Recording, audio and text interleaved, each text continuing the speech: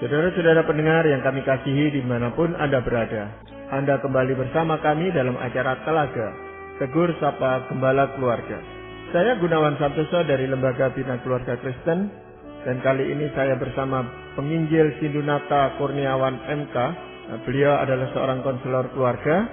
Kami akan berbincang-bincang dengan Bapak Pendeta Dr. Paul Gunadi, dan beliau adalah seorang pakar dalam bidang konseling. Perbincangan kami kali ini merupakan kelanjutan dari perbincangan kami terdahulu, yaitu tentang kepemimpinan dalam keluarga. Kami percaya acara ini pasti bermanfaat bagi kita sekalian, dan dari studio kami mengucapkan selamat mengikuti. Pak Paul, pada kesempatan yang lampau Pak Paul sudah mengungkapkan ada 3 hal kelemahan pria di dalam kepemimpinan di keluarga ini, Pak Paul.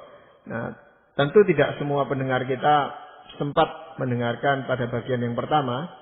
Namun supaya para pendengar kali ini juga bisa mempunyai gambaran yang lebih lengkap, maka apakah Bapak berkenan untuk mengulas secara cepat apa yang pernah kita bicarakan pada kesempatan yang lampau, Pak Paul? Begini Pak Gunawan, seorang pemimpin yang baik adalah pemimpin yang bisa mengenali kelemahannya. Nah, atas dasar asumsi inilah ya, saya ini mengatakan bahwa kita ini yang pria, kalau mau menjadi pemimpin atau kepala keluarga yang baik, kita juga harus mengenal kelemahan-kelemahan kita.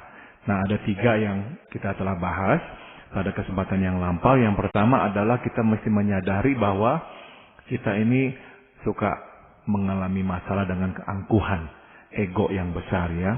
Sehingga akhirnya sulit sekali mendengarkan masukan atau pendapat istri kita. Kita mendominasi semuanya dan mengatakan bahwa saya bisa, saya benar, sehingga susah sekali mengakui bahwa saya juga bisa salah. Yang kedua adalah kita sebagai laki-laki kesulitan ya mengembangkan keintiman. Oleh karena kita ini sukar untuk mengutarakan pikiran dan perasaan kita dalam hal-hal yang berkaitan dengan kelemahan kita. Sehingga akhirnya itu ya relasi kita dengan istri kita susah mendalam sebab kita nggak bisa bercerita hal-hal yang lebih membuat kita itu memang rawan ya, karena membicarakan tentang kelemahan-kelemahan kita. Nah, sedangkan ya sebetulnya kan ini yang penting dalam keluarga. Kalau kita mau menjadi seorang pemimpin, kita mesti ya dekat dengan keluarga kita, akrab, menyatu. Nah, bagaimana bisa menyatu dan intim kalau kita nggak bisa dan nggak mau untuk membuka diri ya. Dan yang ketiga adalah kita ini laki-laki cenderung pragmatis, memikirkan kegunaannya apa, ya efisiensinya, sehingga akhirnya tuh mengabaikan perasaan orang. Dalam hal ini seringkali memang ya mengabaikan perasaan istri kita. Dia akhirnya dalam memimpin kita ini ya juga menginjak-injak ya perasaan orang lain, bisa anak kita ataupun istri kita. Jadi kita mesti menyadari kecenderungan kita ya mengabaikan perasaan dan malah melukai hati orang gara-gara kita ingin misalnya melakukan hal yang kita anggap baik. Nah, jadi ya nanti kita akan masuk ke yang keempat, tapi ya mudah-mudahan yang ketiga, hal 3 ini bisa kita juga ingat. Iya, Pak Paul, kalau begitu hal yang keempat itu apa, Pak Paul? Oleh karena kesulitan kita ya laki-laki masuk ke wilayah perasaan dan kecenderungan kita juga yang bersifat pragmatis, maka kita laki-laki sukar mengembangkan minat terhadap hal rohani. Ya Pak Gunawan, jadi kita harus mengakui bahwa di dalam gereja kita akan menjumpai lebih banyak wanita daripada laki-laki ya. Kenapa? Sebab kita ini laki-laki ya seringkali mengukur segalanya lewat sudut kegunaan. Nah, ketika misalnya hal rohani nggak membuahkan hasil yang diharapkan, udah dah kita juga undur dari hal-hal rohani atau dari kegiatan gereja atau berbakti kepada Tuhan. Kalau ada laki-laki yang aktif di gereja, apakah berarti dia memang memiliki kondisi perasaan yang lebih baik daripada laki-laki yang tidak ke gereja? Ataukah sebenarnya sekalipun aktif di gereja, tapi dia termasuk juga sebenarnya kondisi laki-laki yang punya kelemahan dari segi ini, Pak Paul? Saya kira pada umumnya kita laki-laki memang mempunyai kelemahan dalam hal ini Pak Gunawan, Pak Sindo. Tapi ada di antara kita ini yang pernah mengalami ya pengalaman-pengalaman rohani yang khusus. Kita lebih menyadari tentang kasih Tuhan, Mungkin kita pernah jatuh, terus kita mendapatkan pertolongan Tuhan, sehingga kita akhirnya juga tersedot masuk ke dalam hal-hal rohani. Namun kalau kita nggak punya pengalaman-pengalaman yang khusus seperti itu, kecenderungannya pria-pria itu memang adalah nggak begitu mau terlibat ya dalam pelayanan. Nah, makanya seringnya laki-laki itu tuh akhirnya baru terlibat di gereja kalau ada tugas-tugas yang lebih bersifat pragmatis. Misalnya nih ya, pembangunan gereja. Nah udah dah, laki-laki baru mau terlibat gitu. Memikirkan tentang ongkosnya, bangunannya, arsitekturnya lah, mencari tukangnya dan sebagainya. Nah, disitulah laki-laki memang akhirnya bisa terlibat. Jadi seringkali memang ya pemikiran atau kecenderungan atau kiblat terhadap yang pragmatis itu tuh menghalangi laki-laki untuk bisa masuk juga ke dalam hal-hal rohani. Dari pernyataan Pak Paul ini, saya memahami bahwa berarti memang aktif di gereja tidak serta-merta itu punya minat rohani yang tinggi ya Pak Paul ya? Saya kira demikian. Ya memang nggak sama ya Pak Sindu. Jadi ada orang-orang yang ya bisa aja terlibat aktif dan sebagainya. Tapi kita nggak usah terkejut kalau kita tahu bahwa laki-laki ini nih hampir nggak pernah menyentuh Alkitab di rumah. Nggak pernah baca sama sekali, nggak pernah. Jadi hanya datang ke gereja, nanti disuruh ini, suruh itu, ayo, oke, ikut apa, rapat apa. Tapi di luar itu tuh nggak menyentuh Alkitab sama sekali. Nah ini cukup banyak ya saya kira ya. Karena ya laki-laki memang pada umumnya minat-minat terhadap hal-hal rohaninya agak lemah. Tapi sebenarnya kan panggilan Tuhan itu baik kepada pria maupun wanita. Itu agar kita sebagai anak-anak Tuhan itu punya minat rohani. Dan kita lihat seperti Daud misalnya mengatakan bahwa Alkitab atau Taurat itu adalah kesukaan dia gitu Pak Paul. Ya, jadi memang seharusnya ya begitu Pak Gunawan. Namun ya saya juga mau membicarakan secara lebih realistik yaitu bahwa perempuan secara alamiah lebih mudah ya tertarik dan menceburkan diri dalam hal rohani ketimbang laki-laki ya. Kenapa? Sebab memang nggak bisa disangkal juga bahwa ada banyak hal rohani yang melibatkan perasaan ya. Seperti misalnya rasa dikuatkan, itu perasaan, rasa damai, rasa dijamah Tuhan dan sebagainya. Nah karena tidak mudah bagi laki-laki menyelami wilayah perasaan, kadang buatnya semua istilah ini tidak beda dengan istilah asing yang tak dipahaminya.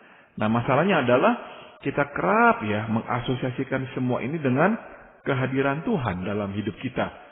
Sehingga sewaktu kita tidak bisa mengalaminya, kita pun beranggapan bahwa Tuhan itu jauh dari kita. Ya karena ya buat laki-laki yang nggak ada rasa apa-apa sih datang ke gereja, dengerin orang ngomong, khotbah, apa tuh kegunaannya itu? Saya nggak merasakan apa-apa tuh. Jadi memang ada kalanya buat mereka jauh lebih susah lah untuk terjun ke dalam hal-hal rohani. Kalau demikian, apa yang bisa dilakukan laki-laki Pak Paul untuk bisa mengembangkan minat rohaninya ini? Saya kira kita laki-laki mesti menyadari bahwa kehadiran Tuhan lebih dari sekadar perasaan dan tidak mesti melibatkan perasaan. Laki-laki ya perlu mendasarkan pengalaman rohaninya pada nomor 1 ya, firman Tuhan. Jadi benar-benar menekuni, membaca, merenungkan firman Tuhan. Dan kedua, kita laki-laki mesti mendasarkan pengalaman rohani kita pada ketaatan pada kehendak Tuhan. Artinya, apa yang dikatakan oleh firman Tuhan, kita taati sedapat-dapatnya. Nah, jadi firman Tuhan dan ketaatan kita pada kehendak Tuhan haruslah memang menjadi dasar kehidupan rohani kita. Perasaan boleh datang, boleh pergi, namun ya kehadiran Tuhan senantiasa bersama dengan anak-anaknya yang menaatinya. Ya ini menjadi suatu tantangan bagi para pimpinan gereja, pengkhotbah dan sebagainya, untuk bisa memenuhi kebutuhan kaum pria di dalam hal ini Pak Paul, dalam hal kerohanian. Karena seringkali kita sebagai pria itu kadang-kadang merasa hanya dibangkit-bangkitkan perasaannya aja. Ya. Seperti yang tadi Pak Paul katakan tentang disertai Tuhan, rasa damai. Ya. Tetapi untuk hal-hal yang bersifat pragmatis memang agak jarang diungkapkan. Memang lebih gampang untuk menggelitik perasaan orang daripada memenuhi kebutuhan pragmatis itu tadi Pak. Betul, jadi memang nggak bisa disangkal. Saya kira Pak Gunawan dan Pak Sindu pun mungkin sering mendengar ya laki-laki yang mengeluh aduh saya duduk di gereja dengerin orang khotbah itu nggak dapat apa-apa gitu, karena memang mereka itu tuh mau mendapatkan sesuatu yang lebih pragmatis, yang lebih praktis, yang mereka bisa lakukan gitu. Sebab itulah yang memang akan membuat mereka tertarik. Kalau misalnya terlalu menyinggung-nyinggung hal-hal perasaan dan sebagainya, ya buat laki-laki yang sedang duduk mendengarkan khotbah dia akan merasa asing ya. Kecuali saat itu dia memang lagi dalam keadaan butuh sekali ya untuk dikuatkan. Barulah dia merasa ada manfaatnya. Tapi Gitu. itu kan agak jarang, Pak. Lebih sering kita itu lebih siap untuk hal yang bukan hanya dibangkit-bangkitkan perasaan aja gitu, Pak. Betul sekali. Jadi ini masukan yang baik sekali memang buat kami ini yang melayani mimbar Tuhan. Ya dalam menyiapkan firman Tuhan kita memang harus lebih mengingati bahwa inilah yang menjadi kebutuhan laki-laki. Iya. Pak Paul, apakah ada langkah-langkah yang bisa disiapkan atau dilakukan oleh kaum pria laki-laki ini agar dia bisa menjadi kepala dan pemimpin di dalam keluarganya, Pak Paul? Ada Pak Gunawan ya, ada 4 yang akan saya bagikan. Yang pertama adalah kita laki-laki mesti menyadari bahwa kepemimpinan yang dimaksudkan Tuhan adalah melayani, bukan memerintah. Jadi kita mesti jelas dengan konsep ini nih. Memimpin itu melayani, bukan memerintah. Singkat kata, ya konkretnya ya, kita laki-laki mesti menempatkan kepentingan keluarga di atas kepentingan pribadi. Dalam pengambilan keputusan, kita laki-laki harus senantiasa memikirkan yang terbaik buat istri dan anak-anak kita. Nah, kecenderungan kita harus akui bahwa dalam mengambil keputusan yang kita kedepankan seringkali adalah memang kepentingan kita. Nah, kita mesti ingat kita memimpin lewat melayani. Jadi kita mesti pikirkan apa yang baik justru buat istri dan anak-anak kita terlebih dahulu. Bentuknya seperti apa, Pak Paul? Misalnya begini nih ya, kita ini mendapatkan tawaran ya untuk dipromosikan, tapi memang kita harus pindah ke kota yang lain ya, misalnya begitu. Tapi kita tahu bahwa anak-anak kita itu udah memang cocok di sini, teman-temannya sudah banyak, dan istri kita pun juga sudah mendapatkan komunitasnya di sini. Nah, kita nggak boleh tuh hanya memikirkan, aduh ini kesempatan nih saya dipromosikan nih. Kamu jadi harus pikirkan saya dong. Enggak, justru kita yang pertama-tama harus berkata, saya memang diberikan kesempatan ini, tapi kok saya melihat kamu sudah cocok di sini, anak-anak juga udah cocok di sini, rasanya enggak lah, saya nggak mau lah. Nah, kita justru jadinya tuh orang pertama yang mengalah. Bukan orang terakhir yang mengalah. Ngerti maksudnya? Jangan sampai, ya istri kita yang berkata, oke lah saya mengalah ikut kamu. Anak-anak yang berkata, ya oke lah saya mengalah ikut papa. Kita menjadi orang pertama yang berkata, udah gak apa-apa saya mengalah. Saya lah yang mengorbankan diri. Nah, kalau setelah kita berkata begitu, memang pada akhirnya istri kita juga berkata, Pak, ya udah, aku kok bersedia untuk pindah, nggak apa-apa. Nanti aku ngomong sama anak-anak, siapa tahu mereka juga bersedia. Nah, itu lain. Ya, tapi kita harus menjadi orang pertama yang mengorbankan kepentingan kita. Itu maksudnya. Jadi dalam hal ini memang laki-laki dengan cara seperti ini belajar untuk tidak angkuh ya Pak Paul ya? Betul sekali Pak Sindu ya. Jadi dengan kita ini mengedepankan kepentingan istri dan anak-anak kita mengebelakangan diri. Berarti memang kita menekan diri kita, enggak memberikan makan kepada ego kita makin bertumbuh besar. Ini seringkali memang terkait dengan pekerjaan Pak Paul ya. Kalau kaum laki-laki ini di tempat kerjanya menjadi pemimpin yang punya anak buah yang biasa diperintah. Nah, tetapi di rumah bersikap yang sebaliknya, itu kepribadiannya bisa terpecah, Pak Paul. Namun kalau seseorang menyadari bahwa di tempat kerjanya pun dia dipanggil untuk melayani, bukan untuk menjadi bos dalam arti kata mengatasi semua permasalahan, saya rasa itu akan banyak menolong gitu. Jadi dia punya konsep yang sama, baik di tempat kerja maupun di rumah tangga, bahwa memimpin itu melayani.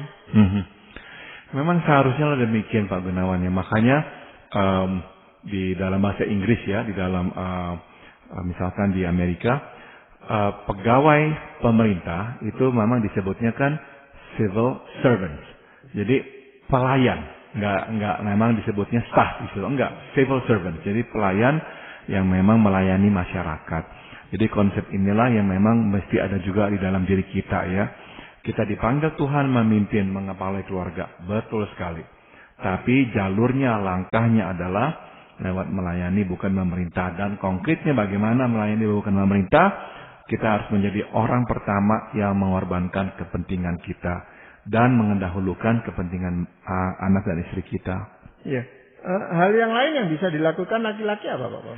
Yang kedua adalah laki-laki mengepalai keluarganya bukan dengan cara melebihi istri, melainkan melengkapi istri. Nah ini penting nih Pak Gunawan ya. Jadi bukannya memikirkan bagaimana membawa lebih banyak uang daripada istri, melainkan bagaimana mengerjakan hal-hal yang tidak dapat dilakukan istri dengan baik.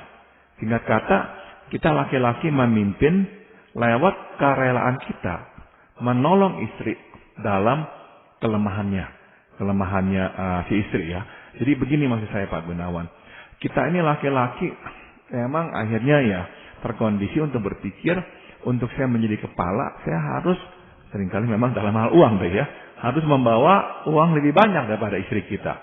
Kalau istri kita menghasilkan uang lebih banyak daripada kita merasa tuh kita nggak berhak tuh untuk memimpin dia lagi tuh. Sebab kita ukurnya tuh dari segi moneter. Justru enggak ya. Konsepnya yang benar bukannya bagaimana melebihi istri, tapi melengkapi istri. Karena istri kita kan nggak sempurna. Dia ada kelemahan-kelemahannya juga. Nah, kita pikirkanlah bagaimana melengkapi dia dalam hal kelemahannya itu. Kenapa? Sebab waktu istri merasakannya, kok kita ini laki-laki suaminya itu kok bersedia melengkapi di mana dia kurang. Yang akan terjadi adalah dia makin tunduk dan menghormati kita. Dia makin rela untuk mendengarkan kita.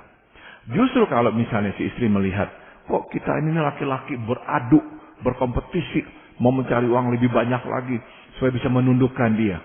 Bukannya makin menghormat, dia makin gak menghormati si suami. Sebab kok kamu kok begitu ya. Sedangkan dalam hal kelemahan-kelemahannya si istri, suaminya sama sekali justru gak mau menolong atau melengkapinya.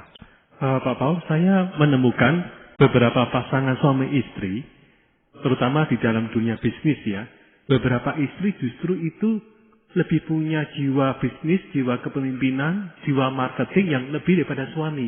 Ya. Nah, dengan cara bagaimana suami ini melengkapi istri yang kelihatannya begitu super power? Sebab kan istri itu juga manusia ya, dia nggak sempurna ya.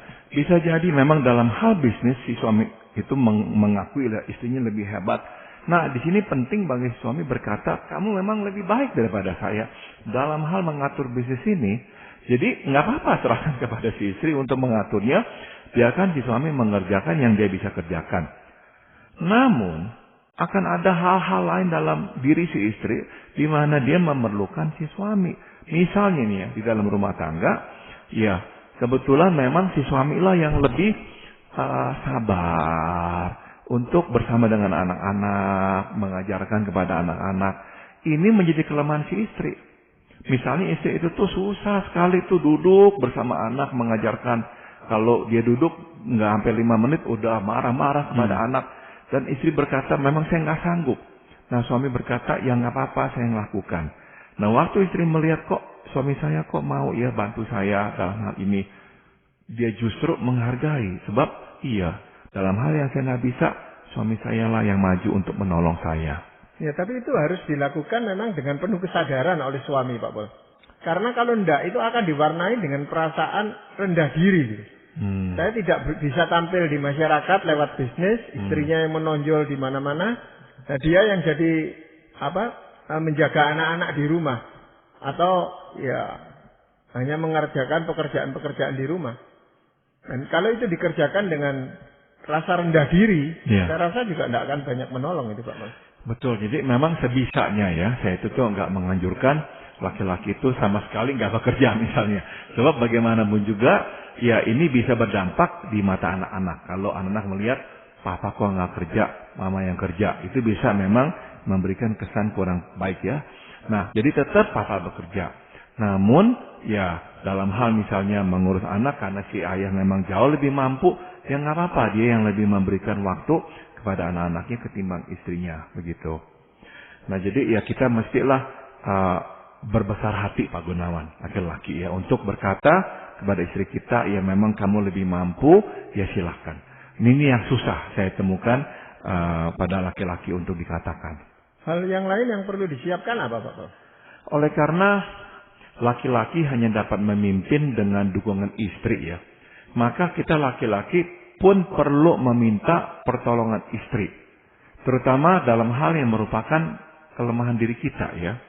Misalnya nih ya, kita laki-laki tidak perlu malu atau gengsi mengutarakan kekurangan atau kebutuhan kita. Sebab pemimpin yang baik adalah seseorang yang menyadari keterbatasannya dan tahu meminta bantuan orang lain.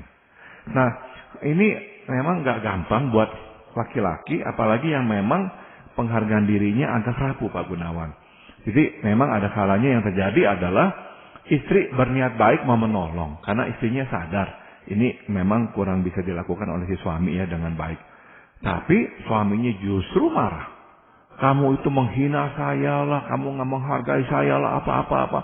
Istrinya berkata sebetulnya saya hanya ingin membantu. Nah marah suaminya, saya nggak butuh bantuanmu dan sebagainya. Keliru ya, sebab pemimpin yang baik menyadari keterbatasannya. Dia nggak mampu melakukan segalanya. Jadi kalau dia menyadari bahwa istrinya bisa membantu dia, silakan tanya ya dan minta bantuan istri.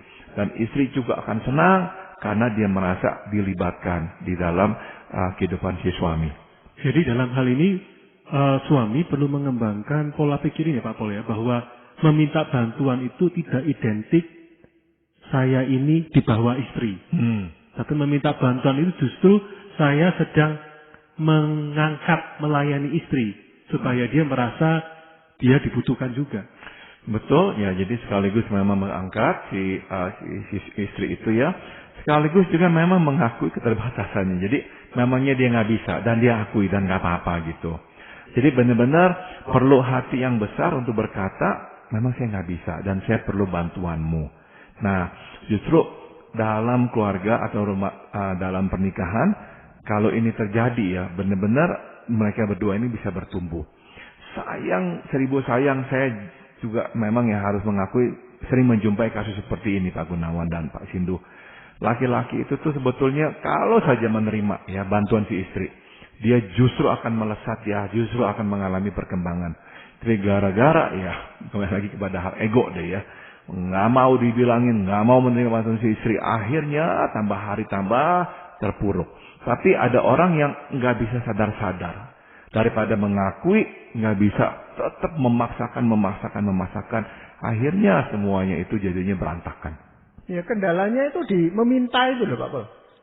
Kami kaum pria itu mau senang-senang aja dibantu oleh istri, tapi nggak usah diminta. Ditolong gitu loh Pak Pol. Untuk meminta itu yang sulit. Dan kalaupun nanti istri sudah memberikan pertolongan, untuk mengucapkan terima kasih atas pertolongannya, ini menjadi beban yang lain gitu Pak Bos. Ya saya kira ada benarnya Pak Gunawannya, yaitu kita susah meminta karena meminta itu tuh haruslah merendahkan diri kita ya, dan kita itu tuh nggak bisa melihat diri kita lebih rendah daripada istri kita, itu masalahnya.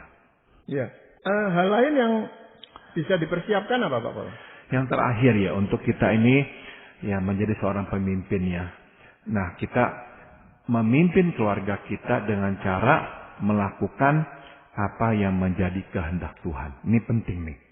Jadi kita laki-laki mesti memiliki hubungan yang erat dengan Tuhan sehingga apapun yang kita lakukan merupakan sebetulnya tuh pertanggungjawaban kita kepada Tuhan.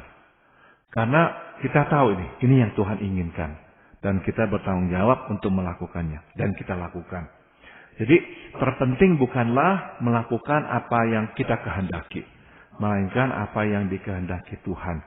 Sehingga pada akhirnya satu keluarga turut berjalan di belakang Tuhan. Jadi seolah-olah Tuhan berjalan. Kita mengikut Tuhan. Tapi kita masih jelas dan erat dengan Tuhan sehingga kita bisa mengikut Tuhan. Nah, barulah kita bisa membawa istri dan anak-anak kita di belakang. Sama-sama akhirnya mengikut Tuhan. Nah ini saya kira nih kepemimpinan yang dikehendaki oleh Tuhan. Ya seringkali hal itu tidak terjadi karena yang tadi Pak Pol katakan, kita kaum pria itu kurang tertarik dengan hal-hal yang rohani seperti itu, Bapak. Betul sekali. Jadi akhirnya ya gimana kita bisa tahu kehendak Tuhan, karena kita juga ya jarang baca firman Tuhan dan nggak peka dengan suara Tuhan. Ya, dan kita lebih condong untuk melakukan kehendak kita sendiri. Iya, ya itu bahkan masalahnya. Istri, anak-anak ya kita paksa untuk ikut kehendak kita. Ya, sudah saya sebagai pemimpin, kamu ikut saya mesti betul gitu, Bapak. Iya, betul sekali. Ya, jadi dalam ini memang rupanya akhirnya kembali menjadi juga perlu dukungan gereja ya, untuk memperhatikan kaum laki-laki supaya bagaimana mereka lebih meminati belajar Alkitab, belajar firman, dan mengkaitkan hidupnya dengan kehendak Tuhan. Saya kira kalau kita jujur ya Pak Sindu dan Pak Gunawan, saya kira kegagalan kita terbesar ya sebagai laki-laki Kristen adalah memang memimpin keluarga kita mengikut Tuhan. Kenapa? Karena memang kita sendiri pun juga nggak begitu tahu tentang kehendak Tuhan. Itu masalah utamanya.